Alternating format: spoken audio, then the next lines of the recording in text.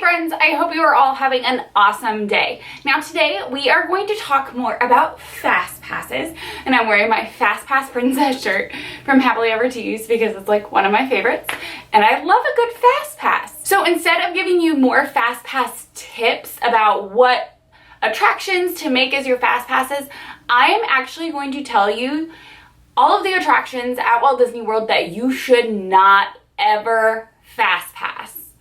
So if you are interested in knowing kind of the common mistakes to avoid, let's stick around and check them out. So here we go.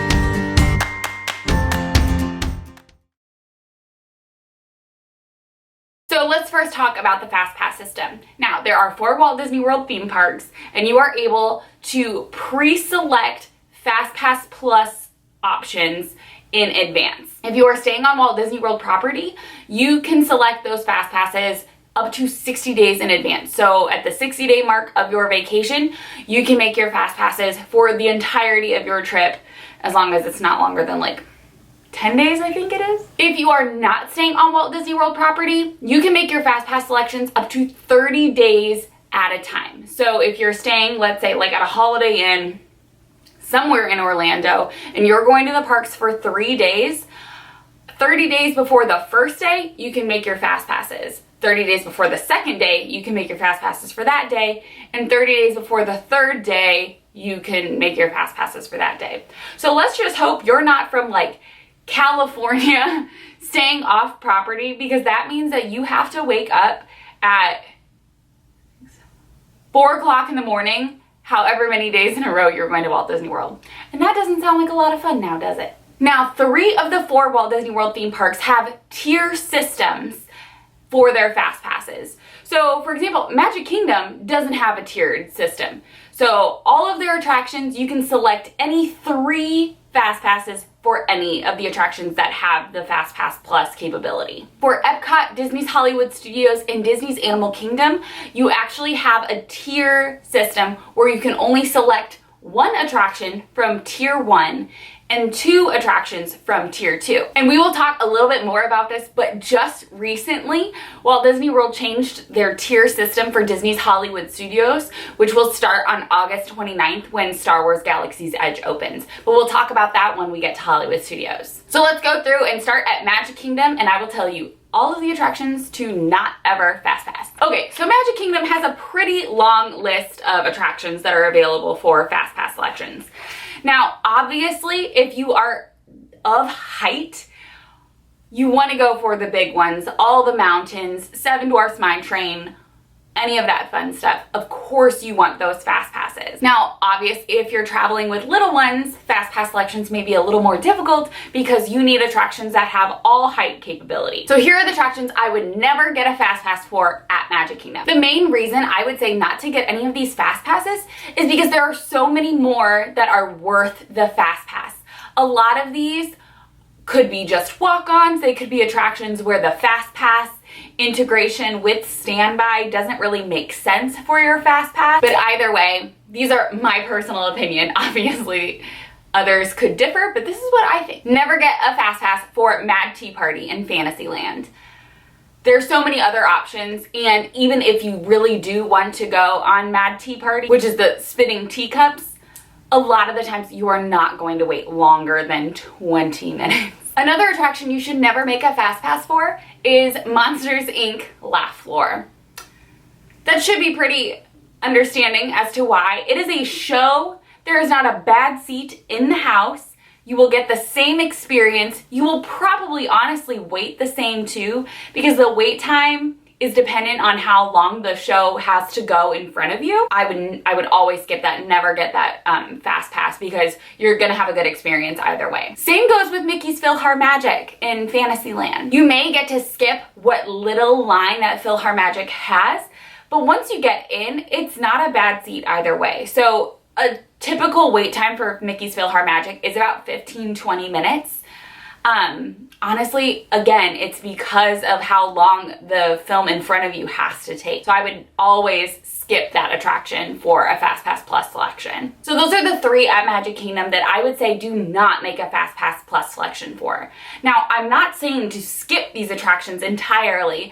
I am saying that your 3 FastPass selections that you get to choose are much better spent on other attractions at Magic Kingdom. All right, moving on to Epcot. Epcot is our first park that has the tiered FastPass system. And a lot of people say that before the change to Hollywood Studios, Epcot's tiered FastPasses was the least desirable, I guess I should say, to a lot of park goers, because they do put all of their larger, more attractive attractions in tier 1, and you can only select one. So for example, tier 1 at Epcot includes Soarin' Around the World, Test Track, Frozen Ever After, which are the 3 largest attractions that will always have the longest wait times at Epcot. So you can only pick one of those. If you have somebody who's not of a height limit, easy peasy, you select Frozen no matter what, because that does not have a height restriction. So in Epcot's tier 2, you have Disney and Pixar Short Film Festival, Journey into Imagination with Figment, Living with the Land, Mission Space, The Seas with Nemo and Friends, Spaceship Earth, and Turtle Talk with Crush. Now, here's my opinion. Never get your FastPass selection for, number 1, Disney and Pixar Short Film Festival. This is where they show the 3 Disney Pixar shorts right next to Journey into Imagination with Figment. It's a theater that has like a 4D experience, the seats move, all that fun stuff. Do not get a FastPass for that. Don't do that. Another one I would never get a FastPass for is The Seas with Nemo and Friends. And I've talked about this on my no wait attractions video that I've done before. It's basically always a walk-on, and even if it's not, first of all, I've been on it at least 20 times and I've never had to wait. But even if there is, it's a nice dark, cool space that you can sit or stand. Don't sit in the queue. You can stand, relax in just like a dark air-conditioned area. Do not ever waste your fast passes on that. Now, it does get tricky because you have to select 2 from tier 2. And not all of these are really great, especially if you do have height restrictions in your party. Another one that I would not make a fast pass for is Turtle Talk with Crush. Again, it's one of those show things. It kind of lets you all into the same area. You're going to be waiting most likely just as long as those waiting in standby. All right. Moving on to Hollywood Studios, first we will address the big change that just happened, and that is the change in the tier system with fast passes at Hollywood Studios. Now, it used to be all 3 Toy Story Land attractions were all in tier 1. So you would only be able to select 1 Toy Story attraction, one of the 3, and then for the rest of the attractions, you can select 2 of them. So Tower of Terror, Rock and Roller Coaster, Star Tours, and then like any of the shows as well. You could select 2 from there. What just happened is that Disney changed all of their tier 1 attractions to basically be their hit rides, their large rides. So all 3, I can't do the number 3. All 3 Toy Story attractions plus Rock and Roller Coaster plus Tower of Terror, all in tier 1. Now, they did keep Star Tours in tier 2, so that is like the one larger height restriction attraction that they kept in tier 2. Basically, all of the rest of tier 2 are shows. And if you're following along, I'm mainly like, don't use your fast passes on shows, use it on other things, use it on attractions that have a longer wait time, blah, blah, blah. This necessarily doesn't apply, so this one's a little more difficult for me to select which ones do not get a fast pass for, because your options are kind of limited. So here's my tip. If that is a thing where you are like, I want to ride more of the tier 1 attractions, this is what you can do. This is what some people do if they don't care about the 3rd fast pass that is in a tier 2. They just made it just because they had to make 3, but they really want to make another FastPass in Tier 1 when they're in the park and have used all 3 FastPasses. Let me give you a sample scenario. My one selection for a FastPass in Tier 1 is Slinky Dog Dash. Tier 2, I'm gonna select, I'll do Star Tours because I really love Star Wars. And number 3, I'll do Beauty and the Beast live on stage. So what's gonna happen is that I make my fast passes for earlier in the day. So starting at like 10 o'clock, so 10 to 11, 11 to 12, 12 to 1, I've made all 3 of my fast pass selections. Once I go into the Beauty and the Beast show for my last fast pass, I can tap in and right away make another fast pass selection. So I would make your fast passes earlier in the day, and once you tap into that 3rd attraction, try and look for another Tier 1 attraction that may come up on your My Disney Experience app. And if you're confused about making your 4th FastPass, I do have a FastPass 101 video that walks you through how to go onto the app and make your additional FastPass. It's super easy to do. You follow the prompts on the app. Easy peasy. Another thing you can do is if you don't even want to go to Beauty and the Beast, you just wanted a 3rd FastPass, you can just tap your FastPass and walk away. You do not have to go in and watch. So that's another thing that a lot of people do if they have a 3rd FastPass that they're like, I literally made this just because I needed 3. Go walk by the attraction, tap your FastPass and walk away. That way you're able to still, since you tapped in, you can make a 4th FastPass attraction and hopefully for another Tier 1 attraction. I hope that makes sense. I feel like I haven't had enough coffee this morning. I'm rambling a lot. It's fine. But if you're going to do that, here are still the fast passes that I would not make at Hollywood Studios. Number 1, Voyage of the Little Mermaid. Honestly, don't do it. You tap in and you go into the same pool of standby. I remember I made a fast pass for that one time and I was like, why did I do this? What is the benefit of this fast pass? I honestly think they should just get rid of FastPass at Voyage of the Little Mermaid. Another one you should never make a FastPass for is Disney Junior Dance Party. Basically, you tap in and you walk alongside the standby people and you go into the same room. You don't have special seating. It's just a free-for-all on the floor. Same kind of thing for Muppet Vision 3D. Don't ever make a FastPass for it. You should never skip Muppet Vision 3D because the Muppets are amazing. But you kind of are all let into the same pre-show area where it's again a free-for-all on the floor and then you are all let in at the same time. So it doesn't really benefit you anyway by having a FastPass for that attraction. All right, and lastly, we are moving along to Disney's Hollywood Studios. All right, so lastly, we are going to head over to Disney's Animal Kingdom, where Tier 1 and Tier 2 are kind of great over there. Tier 1 you select from the 2 Pandora, the World of Avatar attractions, so either Flight of Passage or Na'vi River Journey, and then all of Tier 2 are basically all of the rest of the attractions. Here are the 3 that I would not make a FastPass for. Number 1, Up, A Great Bird Adventure, which is the bird show that happens in Asia with Doug and Russell from Disney Pixar's Up. The first time that this new show came out, because they did have a bird show there before. I don't think I ever did that attraction, but they reimagined it to incorporate some Disney IP in it. And so when it first launched, we went there and we got a fast pass for it. And the same thing, you tap your fast pass, there's no fast pass seating in the bleachers. You just have to, like, you could very well have a fast pass and be sitting in the last row. So I was not happy about that. So do not waste a fast pass at Animal Kingdom for the Up, A Great Bird Adventure show. Second one I would not do is It's Tough to Be a Bug at the Tree of Life. Now, this could be a very good one to go and tap and not even go on, mainly because I don't like It's Tough to Be a Bug.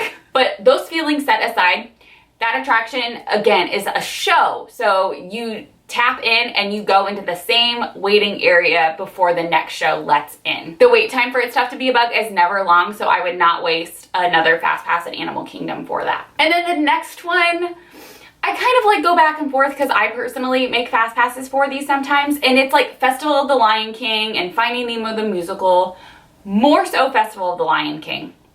Again, it's a show, but the fast passes are let in before the rest of standby.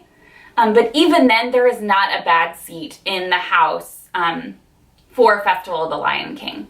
So if you have other attractions that you really want to do, like Expedition Everest, Kali River Rapids, Dinosaur, Kilimanjaro Safaris, I would skip out on getting a fast pass to Festival of the Lion King just because the chances of you getting a decent seat with standby are pretty pretty good. So that's an idea of all of the fast passes at all 4 attractions that I would definitely skip.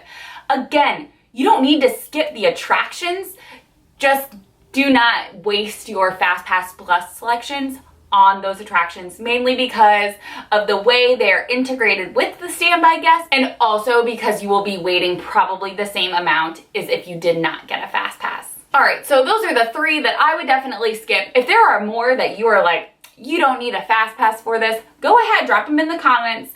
A lot of them that I didn't mention, like Under the Sea, Journey of the Little Mermaid at Magic Kingdom, you most likely don't need a fast pass for that because the wait time is always pretty minimal. But again, I just gave you my top 3 from each park. The FastPass tier systems are a little difficult to understand, and especially if you don't even know they exist, it can be pretty overwhelming when you go in to make your FastPass selections come that 60-day mark. I am going to put these FastPass documents on my website, themagicalmiranda.com, for you to download. You can use them however you wish. I do keep them as up to date as possible. So hopefully that would be a really good tool for you to use when planning your Walt Disney World vacation. Or if you are using a Disney travel agent, they will definitely help you get your feedback on which attractions you are interested in, and then help guide you with the tier system so you can understand it a little bit better. All right, friends, thank you guys so much for watching. I hope this was a little bit informative, especially if you're getting ready to make your fast passes, or if you didn't even know that they changed for Disney's Hollywood Studios, that sort of thing. So leave a comment if you have any questions, comments about the video. But one last thing that's kind of off topic is I'm getting ready to leave, which I've mentioned before, on a 7-night Disney cruise vacation in Northern Europe, and I'm planning out all of my YouTube content, and I am really excited about all of the vlogs and things that are coming for you. So definitely subscribe, stay tuned. Right now my videos are every other Monday, but if you hang out for a little bit longer, I think I'm going to a weekly YouTube, which I know I've talked about doing for a really long time, but listen, I'm busy, okay? But thank you guys so much for watching. You guys make my day every single day because I'm just so happy being in this community, making these videos, being on Instagram.